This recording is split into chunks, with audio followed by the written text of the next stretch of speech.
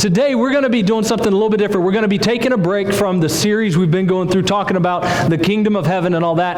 And today we're going to focus a little bit specifically on us as a church, both us here in Brush and the church in Fleming, and how we grow and mature.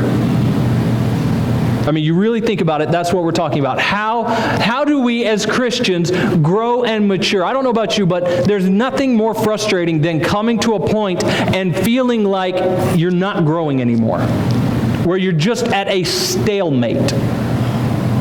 You know, where there's just nothing left that you can do. You know, it's about like playing tic-tac-toe with Tristan. Okay? There's so many times where he wants to win so bad, but me being the good father I am, I teach him what it's like to lose, and I put him in a stalemate, right? Cat wins the game, and he's mad because Cat shouldn't win. Tristan should win. That's what he wants to happen. And we get these things, but there's a lot of times where in life we feel like we come to a point and we just stop. Where we're coming and all of a sudden everything just slows down around us, where the spiritual growth that we wanted isn't happening, where, you know, our lives are not progressing the way that we thought they should, and all of this starts to come about, and we sit there and we go, God, why? Why is this happening? Why am I not growing? What else should I be doing? I'm reading your word, I'm taking time to pray. Why am I not growing? And today we're going to talk about that. Today we're going to talk about being made for community and what it means to be a part of a community. Now, how many of you, when you were in school, switched schools? Anybody?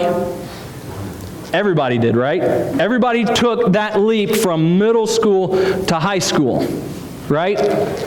And how terrifying of a leap that was. Okay, for me, it was a little bit different because I was homeschooled. You know, this last week there was all the snow days and everything, and Kathy, being from North Dakota, goes, we wouldn't have gotten a snow day for these. And I said, I was homeschooled, so there were no snow days. You know, and when I made the jump from being homeschooled to going to public school at the high school, it was a little bit unnerving.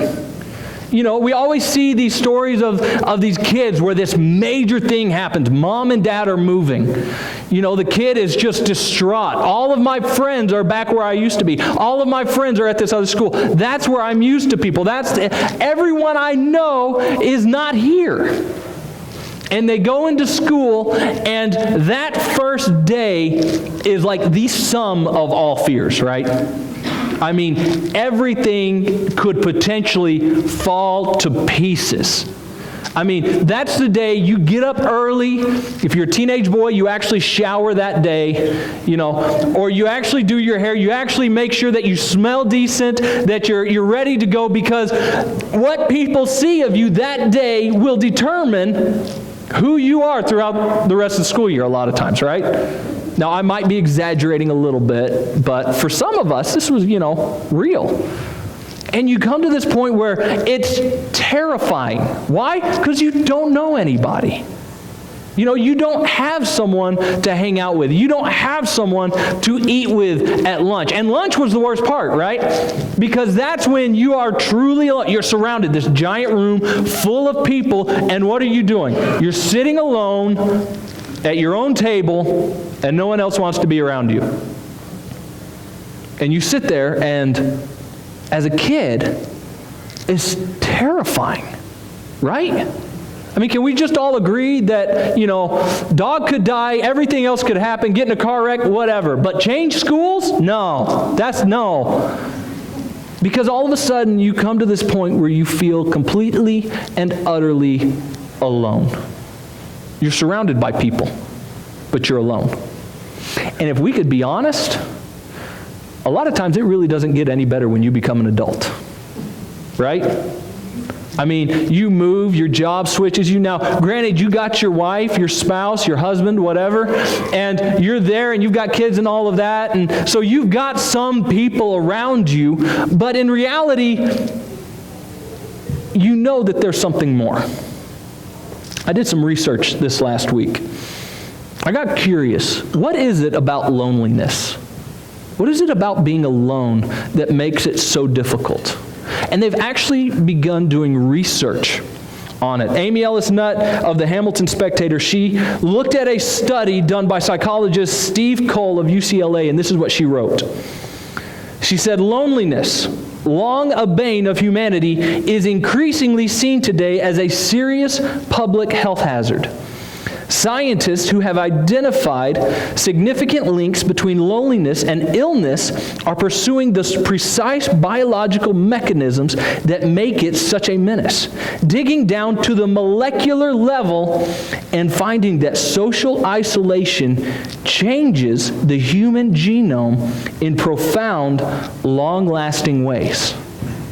Not only that, but the potential for damage caused by these changes appears comparable to the injuries to health from smoking and, even worse, diabetes and obesity. The scientist's conclusion: loneliness can be a lethal risk. Loneliness is a serious problem.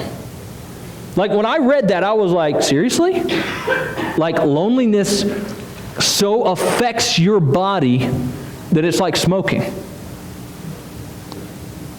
Think about that. Some of us are like, I've never smoked a cigarette in my life. But if you're alone, you're doing the same sort of damage to your body.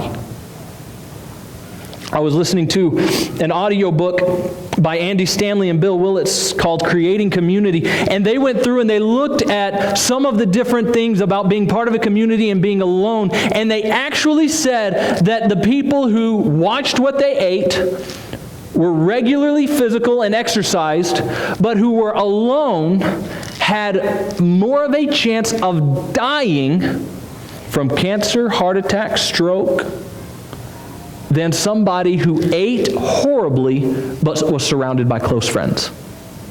So the phrase they actually said, and I love it, my wife has us right now eating healthy and everything else, and I told her, you know what, it's better to eat a Twinkie with friends than to eat broccoli alone.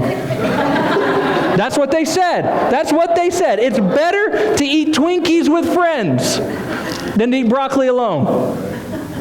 So if anybody wants to go out to lunch or anything, please let me know, and I will come and eat Twinkies while Kathy can eat salad and black bean burgers, which we had the other night. Surprisingly not bad, but like I told Adam yesterday at men's breakfast, a small part of me died eating a hamburger with no burger. It's just, something's wrong. But we see that loneliness can actually change us.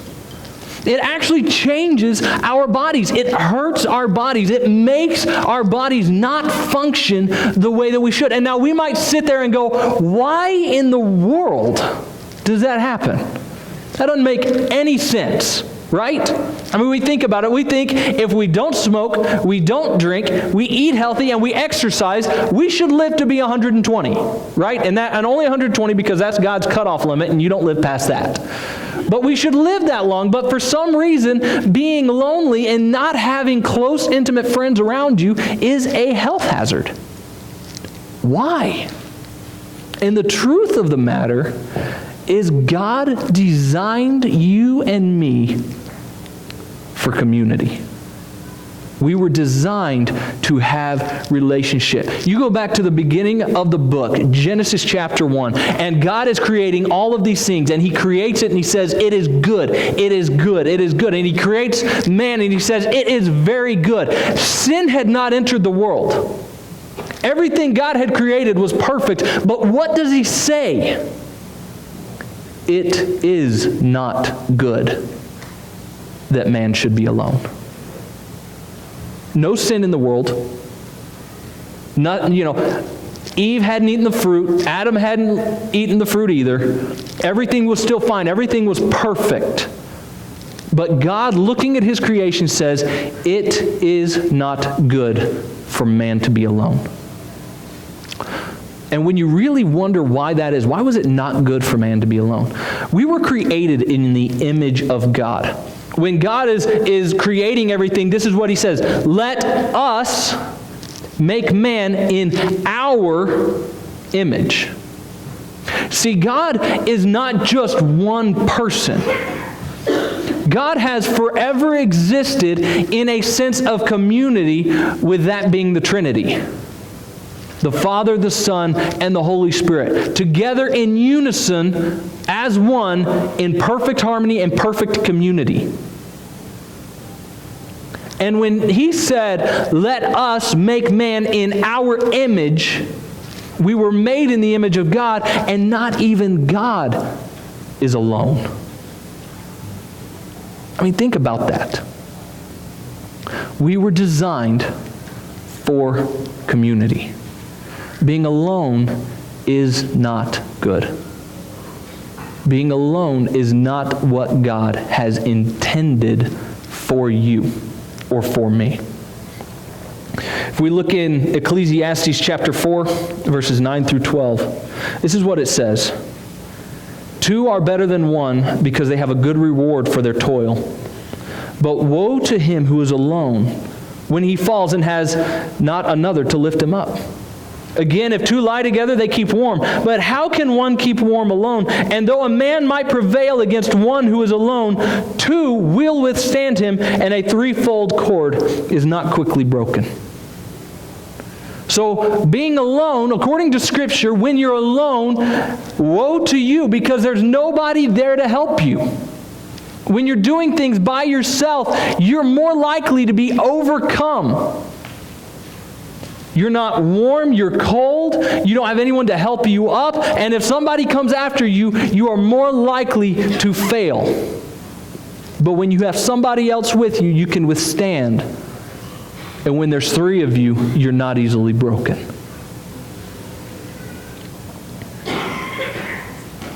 You see, we all desire community. We all desire to be a part of a group of people. Now, you might be sitting here and you might say, "You know what? I'm the biggest introvert in the room. I don't need anybody." You know, it's funny because there's different tests and stuff where they ask people, and one of the questions they asked, and I had to laugh because me and my wife are so different, and it was, if you were put on a deserted island and had everything you needed, but nobody else around, how long could you survive? And some people are like, 6 hours. You go crazy after that. I asked Kathy that. She goes, "Shoot, I could go a long time," you know. She's an introvert, and you might recognize with that. You might say, "You know what? I'm an introvert. I don't like necessarily being around people that much." But the truth of the matter is, you still need somebody in your life. It doesn't have to be a large group of people. It doesn't have to be a big group of 15. You don't have to have like 15 best friends like some people do. But if you have just one, you have one person that you can go to. You have one person that you can call. You have one person that is praying for you. You have one person that you don't have to be fake with. I mean, think about that. How many times do we walk into church on Sunday morning, a place where, we come to worship God and God says, "Do not lie," and we come and ask, "How are you doing?" "Oh, I'm doing fine." And on the inside, you're dying. Right? Or how many times have you gone to somebody and you said, "How are you doing?" And they go, "You know what? It's been a really crappy week." And in your mind, you're going, "Oh, why couldn't you have just said good?" You know? If we're just bluntly honest, that's how we are sometimes. But the truth of the matter is, we were designed for community. We've listened to a lot of different stuff, and the enemy has told us a bunch of lies. And we believe them hook, line, and sinker. The lie that if somebody really knew you, they wouldn't like you, that's a lie. Or when you sit there and go, "You know what, I've got some serious issues and no one else would understand," that's a lie. When you sit there and you go, "You know what, I'm really an annoying person and no one's going to like me," that's a lie. And the biggest one is, "I just don't have time to spend with anyone else." That is a lie. I was listening to a podcast this last week, and I was shocked that some of the research they had done on storytelling. And I love a good story. I mean, Kathy and I, we love watching TV shows. We love watching good movies. In fact, we've gotten even away from movies, and we just like the TV shows. But there was this research that was done that there's something that happens in our brain when we have a good story or when we watch a good show. How many of you have ever watched a show that you were just into? I mean, you found it on Netflix and you binge watched like 130 episodes in 2 days. Anyone else ever done that? Okay, as long as I'm not alone. Everyone else is like, you people are losers. You need to go find a friend.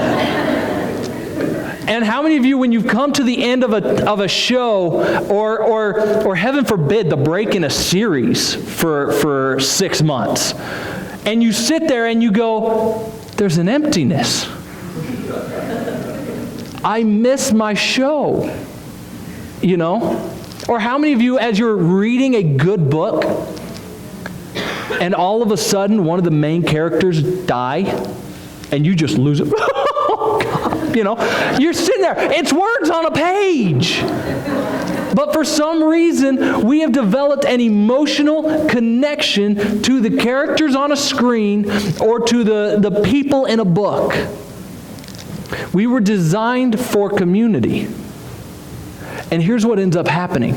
We are closer friends to the fake characters on a screen than we are the people around us. Think about that. I mean, think about that for just a little bit.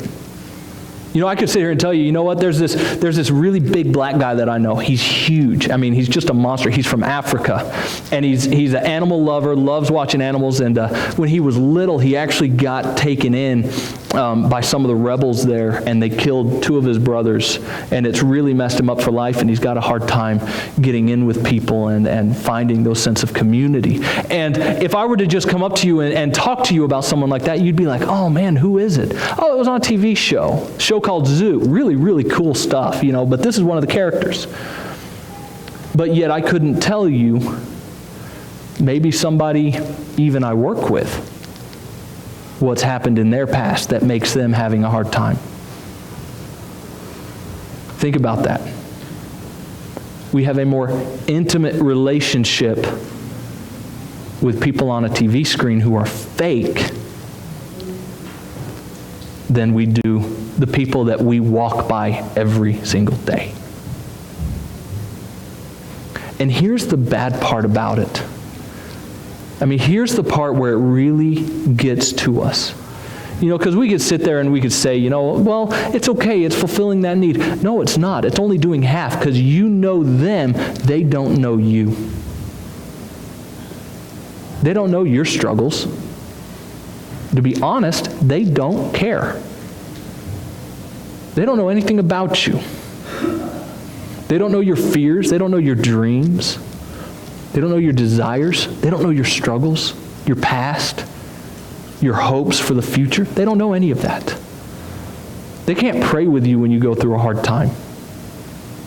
They can't sit there and hear your vision for the future of what you want to see happen, what you want to do, and then encourage you to do it.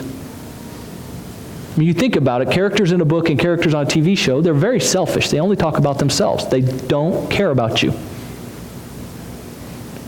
And really, you think about it, but we are a bunch of fools for having that be our biggest relationship. I mean, how do we expect to fulfill what God has for our life if we're closer to a TV screen or a book than we are to the people sitting right next to us? I mean, you think about the people in this room. And if I were to ask, how many people in here do you know something intimate about other than your spouse? There's probably a lot of us who wouldn't say anything. I don't know about so-and-so's marriage. I don't know how so-and-so's kids are doing. I don't know where they're from. I don't even know where they live now. I don't know what they do for a living. I don't know if they're happy. I don't know if they're miserable. I don't know them. And they don't know you. See, we were designed for community, but the truth of the matter is that we're looking in the wrong places. When you look for community, where do you go? A lot of times we try to find a sense of community at our job. We go to work and we've got people there that we talk to and everything. And even to the point where when somebody comes to you and they say, what do you do for a living?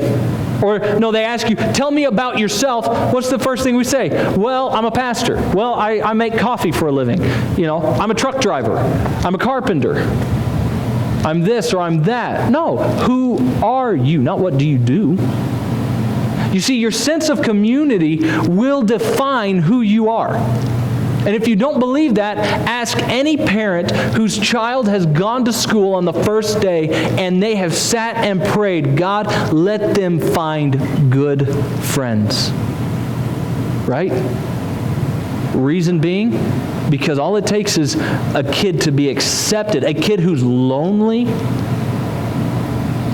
who has no one else around them, to get sucked into the wrong crowd, to be accepted by the wrong group of people. And guess what? This good kid goes down a hard road because of their sense of community. Truth be told, the church here, us, this body right here, should be the place where people go to find a sense of community. And we have done a lousy job. Plain and simple. We have. We come in on Sunday morning and we spend an hour and a half with each other. And then we might see them in the grocery store in Walmart, hey, and that's it. We don't have anything else. That's not right. That's not what we as a church, as a group of Christians gathered together, that's not what we should be doing. That's not who we should be. We were designed to have relationships with people. And I'm not talking about just a, hi, how you doing? I'm talking about the relationships where you can go to somebody and you can cry on their shoulder. If you, all of a sudden, if something in your world fell apart, if your spouse died coming home in the middle of the night at 2 a.m., do you have anybody you could call at 2 in the morning who would be there for you in a heartbeat? That's an honest question. And there's a lot of people who don't. How many 2 a.m. friends do you have? I mean, most people, you call them at 2 in the morning, they're either not going to answer or they're going to be upset that you woke them up.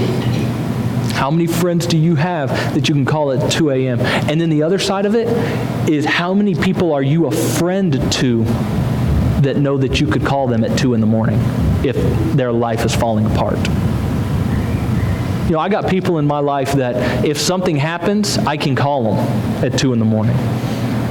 I've got a friend over in Wyoming. If he were to call me at 2 in the morning, I would try my best to get back to him as soon as possible or answer right away. Now, if it's not an emergency, I'm going to be mad at Andrew. But if it is, I'll do everything I can for him.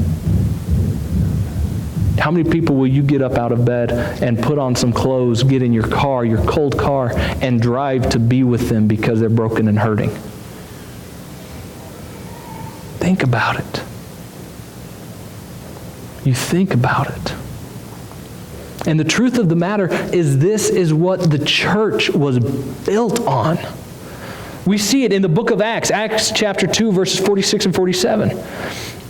After the Holy Spirit has come on them and Peter preached the sermon and all of these people have come to Christ and all this stuff has happened. This is what's happening as the church is forming, as the church is just beginning in its rawest, truest form. This is what it is. It says, and day by day, attending the temple together, breaking bread in their homes, they received their food with glad and generous hearts, praising God and having favor with all the people. And the Lord added to their numbers day by day those who were being saved. And you look even before that and you see that people not only were doing that, having people into their homes, eating a meal together, doing all this, they were actually taking their possessions and selling them to take care of each other. Do you have a community of God-fearing Christians around you who will lift you up?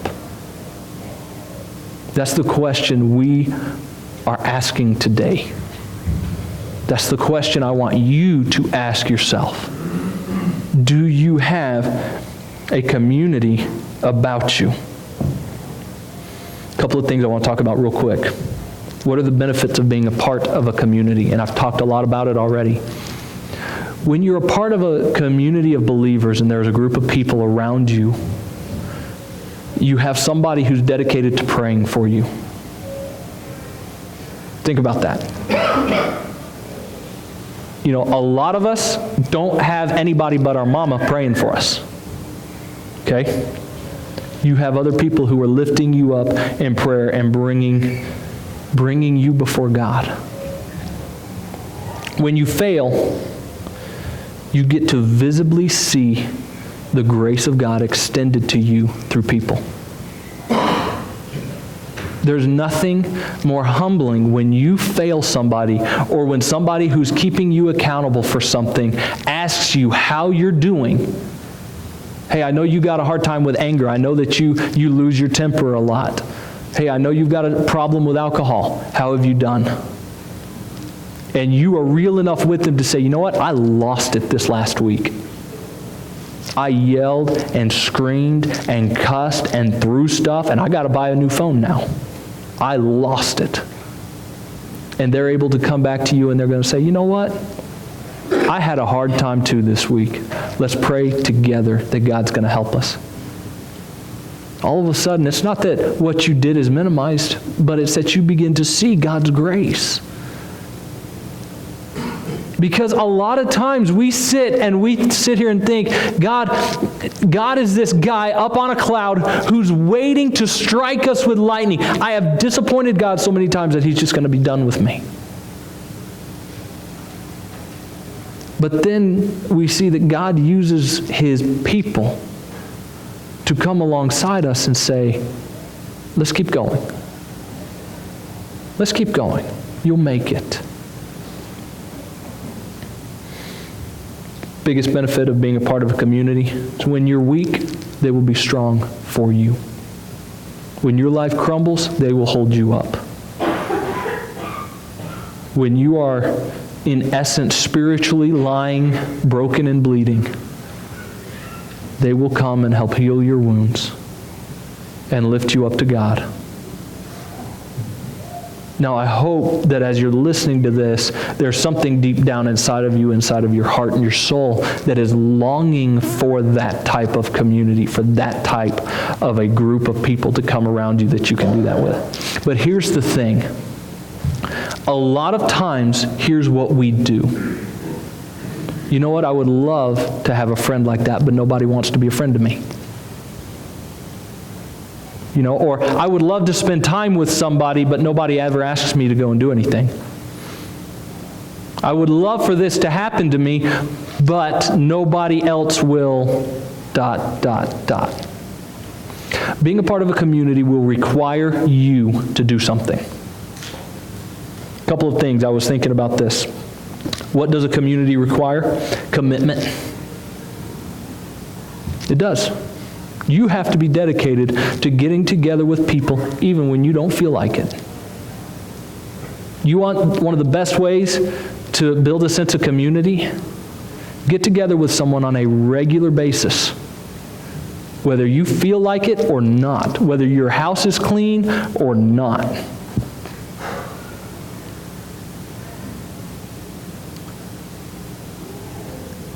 When you really think about it, an acquaintance is somebody you clean the house for. But family and close friends are the ones who just walk in through the back door and see all your junk anyway. Work on getting to that point. Allow them to see you for who you really are, but be committed to it. Second thing it's going to require of you, acceptance. Guess what? Not everyone's like you. And you're not like everybody else. So get over it. Don't expect people to fit your mold. Don't expect it. Probably one of my closest friends, his name is Andrew Sneed. He's the district youth director up in Wyoming. I keep offering him a job here, but not any money, and he won't come down. But I keep trying to get him to come here. Andrew is one of those guys. You know, when I get in a large group sometimes, not so much here because I'm very comfortable, but when I get in a large group, there's something in me that just kind of, I want to just hide away a little bit. I'm not usually really loud and boisterous and all of that. I will be, but I'm just not. Andrew's the guy who walks into the room and the party starts every time. The guy runs 90 miles an hour or not at all. He's not like me. And him and I have almost gone toe-to-toe throwing swings. We played football together, we challenged each other, and we traveled across the United States with each other for about a year. And we did. We were trapped in a 15-passenger van going from Colorado to Washington State down to Florida. You get to know a guy pretty good. Andrew is not like me. And I'm not like him. You know, there's times I look at him and I say, dude, you're kind of immature. And there's times he looks at me and goes, dude, you're a stiff. You know? But guess what? I would do absolutely anything for that guy. In fact, if it's a busy day and he happens to be in Fort Collins, hey, we're in Fort Collins. Why didn't you call me? I would have canceled everything to come and hang out with you. He's one of those guys. He's not like me. And that's a good thing. Don't expect people to be like you. Accept them for who they are. You want to build a sense of community? Learn to be vulnerable. Learn to be vulnerable. I'm not talking about being transparent. I'm talking about being vulnerable. Transparent just lets people see you for who you are. Being vulnerable is when you grab them by the hand and you say, okay, come look at this part of me. This is where I keep the skeletons.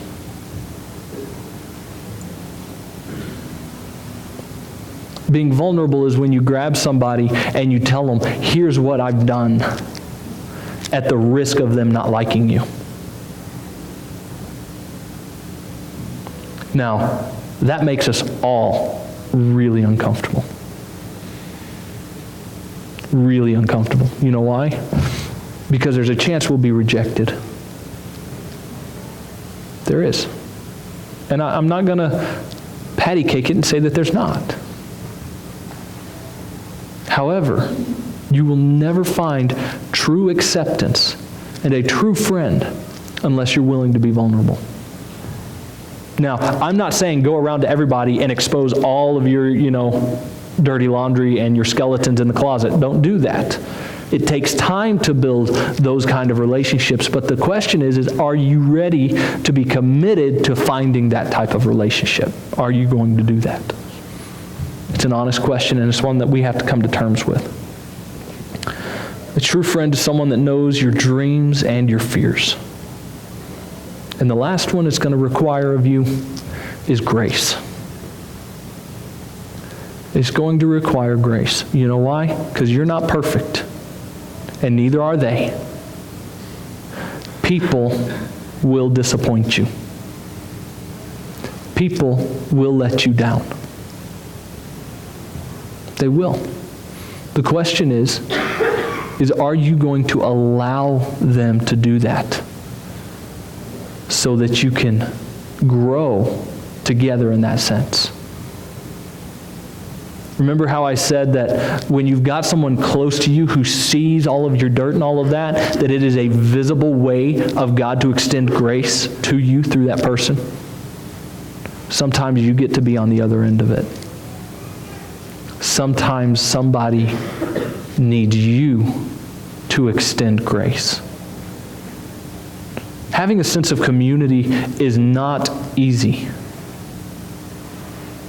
but it's absolutely worth it. It's an inconvenience at times.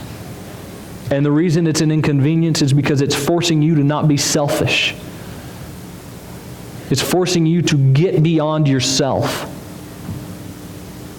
I wonder how much better we would be as a community, as a church, if we would turn the TV off and have somebody over for dinner.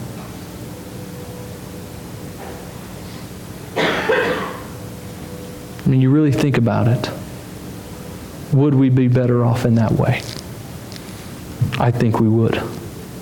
But it takes commitment. It takes vulnerability, grace, and openness. It takes all of those things.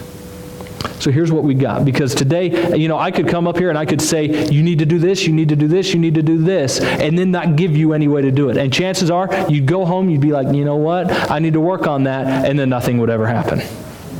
Okay? Here's what we're doing. Out there's several booths that are set up. Okay? Right now, there's 3 booths out there. Now, there's a couple of other groups that are going on that are not those that you can be a part of. But there's 3 out there right now that are starting new. We've already got 2 other groups that are established and going, and you can get involved in one of those in a heartbeat. That is our Thursday night Bible study that's happening. And they're just going through Scripture, and they're talking together. Right now it's a group of older ladies who are involved in it, and they love it, and they get together, and they talk, and they pray with one another. That's a great group if you want to get involved. Get involved. Build that community. It happens on Thursday night. If you got any questions, talk to Kirk about it. Kirk's the one leading that up. Make sure you do that. We also have men's breakfast that happens here in Brush Saturday mornings, the first Saturday of the month. Great time to get together. And out in Fleming, you guys have men's breakfast on Friday mornings. Get involved. The new groups that are starting, and these ones, they're all going to be a little bit different. But we're starting the women's ministry. And they're going to be doing a women's brunch. First one is starting next week. She's got a table out there. She's got candy on it, which Tristan loved immediately, and a sign-up sheet. Put your name down. If you want to get together with a group of ladies, if you want to get together once a month and encourage one another, eat some food and do all of that, go put your name down and then be committed to going. Be committed to going. The other group that's going to be happening, it's going to be happening at Steve and Patty's house, and that is the Empty Nesters group. Your kids are gone, they're out of the house, you kind of liking it, liking the new freedom, whatever. They're going to be getting a group together that's enjoying that, enjoying being with each other, encouraging one another. Go be a part of that if you want to. The other group that's happening is called the Moms and Dads group. It's the one out there that looks like the back end of a minivan with a sticker on the back that says, "I used to be cool." Thank you, Kendra Wells, for tagging me in that on Facebook. If you've got kids and you want to get together with other couples who have kids and trying to figure out this whole raising kids, whatever, or just want to build relationships, we're going to be starting that. We got the information out there and a sign-up sheet. Go sign up for something. Be committed. Be willing to do that. Okay? Be willing to do that. So here's what we're going to do. We're going to have the ushers are going to begin to hand out communion. We're going to take communion